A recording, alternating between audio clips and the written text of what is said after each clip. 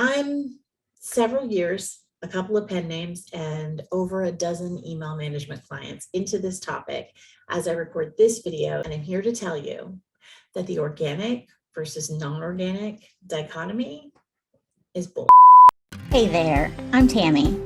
I'm the newsletter ninja who translates all that internet marketer stuff into strategies that work for you. I've been doing this indie author marketing thing for the better part of a decade now, and I understand your author newsletter needs, from list building to automation to managing unsubscribes. I've got you, fam. Hi, and welcome to the Newsletter Ninja YouTube channel. If you don't know me, I'm Tammy Lebrecq. I've been teaching about and managing author newsletters since 2017. Literally wrote the book on them, in fact. Today, we're talking about organic versus non-organic subscribers, always a hot topic wherever authors gather. And if that makes us sound weird and a little boring, that's because we are. By the time we're done with today's video, I want you to feel confident that you can use reader magnets to build your list without ending up with a crappy list full of freebie seekers who will tank your open rates and never buy any of your books and, I don't know, inflict you with the heartbreak of psoriasis or something. But before we start, if you'd like to be the first to know when I post something new, you're going to want to click on the subscribe button down there and the little bell as well. You know the drill. All right, let's get into it. Indie authors, or maybe authors in general, if they maintain their own mailing lists, tend to think of our newsletter subscribers as belonging to one of two camps. We'll call them organic, mainly because that's what everyone calls them, or non-organic, because I can't very well call them pesticide-laced. Or can I also often call them incentivized because you've given them some incentive to join your list. Some people call this incentive a reader magnet. Some call it an ethical bribe. Other people, somewhat more juvenile, call it a cookie. Whatever you call it, it's something you offer people in exchange for their email address.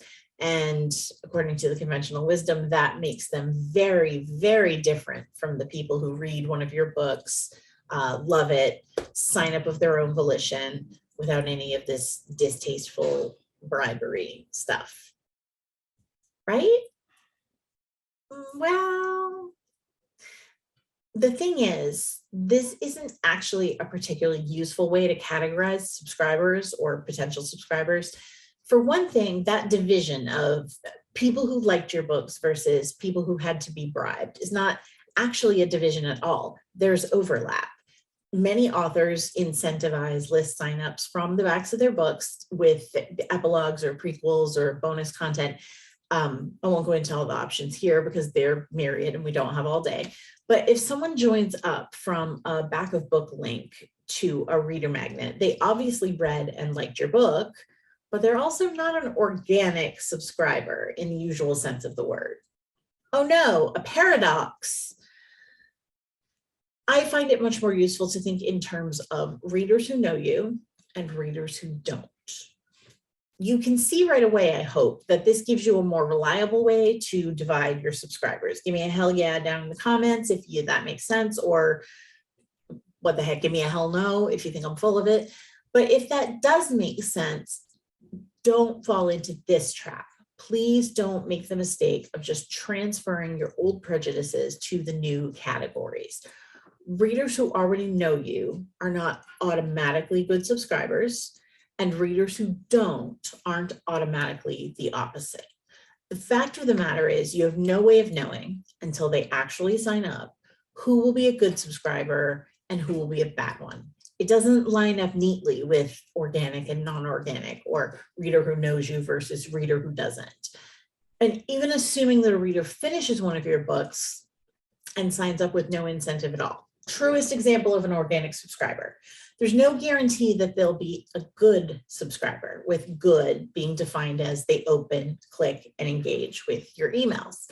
Some folks are just not newsletter people, and they may sign up with the best of intentions, thinking they'd like to know more about you, and then just never open your emails. Or maybe they already get a lot of email. Maybe they don't have as much time as they think they have. Maybe they're always up against a deadline, and every time they open their email inbox, they slam it shut again and start hyperventilating. Wait, that's me. I'm talking about me.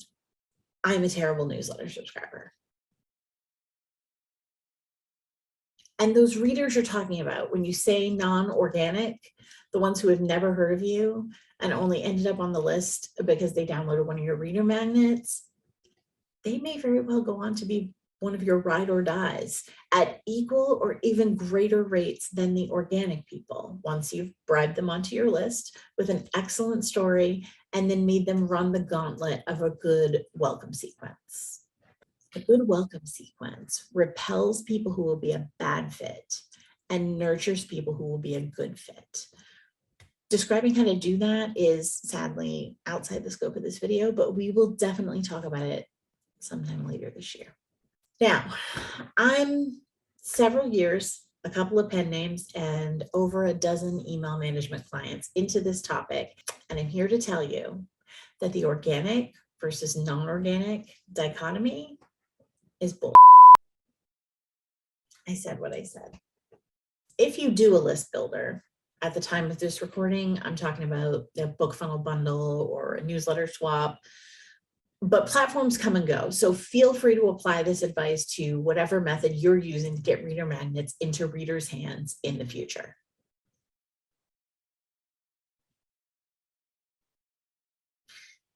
If you do a list builder, assuming you use that good welcome sequence I mentioned, the fact is 6 months down the line, you'll see almost no difference in engagement metrics between the two types of subscribers. I have not done this in every possible permutation of genre and list size, but I have seen it in romance, science fiction, lit RPG, thrillers, and urban fantasy, with list sizes in the hundreds and list sizes in the tens of thousands. The pattern holds if you follow a few very simple pieces of advice. First, carefully target your list building promos toward people already likely to enjoy your books. This means if you write billionaire alphas, don't do a reader magnet swap or a cross promotion with cowboys, octopus shifters, and historical spanking. Stick to your billionaires or something very adjacent, like maybe another niche where the hero shares those alpha qualities, even if he's not Richie Rich, or maybe go one step up out of your sub-genre into a sub-genre. Not too far. Second, avoid the dreaded freebie seeker by encouraging unsubscribes during your onboarding. There are a few tips and tricks for how to drive away bad fit subs during onboarding, but none is more effective than telling them in their very first email, if you just wanted to get the free book, no harm, no foul, just click this big old button and you won't hear from me again. Why do people need permission when there's an unsubscribe link right there in the email? I don't know, but give them that permission. If they then get around to reading that freebie and it absolutely slays them, they know where to find you to sign up again. And my third tip, make sure that your reader magnet is tightly aligned with one of your existing books or series. That way, if a reader finishes your book and encounters the sign up in your back matter, it's a no-brainer. They want more of this world, and here's a way to get it. And conversely, if a reader signs up without knowing any of your books, this reader magnet will naturally lead into some other content of yours. And that reader is now on their way into your catalog, which is, of course, exactly where you want them. Thanks so much for joining me here today. I have tried to keep this short enough not to waste your time, but long enough to give you something actionable to work with. If you found it helpful and you haven't already done so, please do hit subscribe below and the bell so you'll be notified of new videos. That is so helpful to me and I do appreciate it. If you have any questions about this video or anything to do with reader magnets, please drop a comment down there. I will read and respond. And if you want to know about reader magnets, you are in luck. Newsletter Ninja 2, if you give a reader a cookie, is on pre-order now and due out very soon. You can find the pre-order links in the show notes. Thanks again, and I'll see you next time.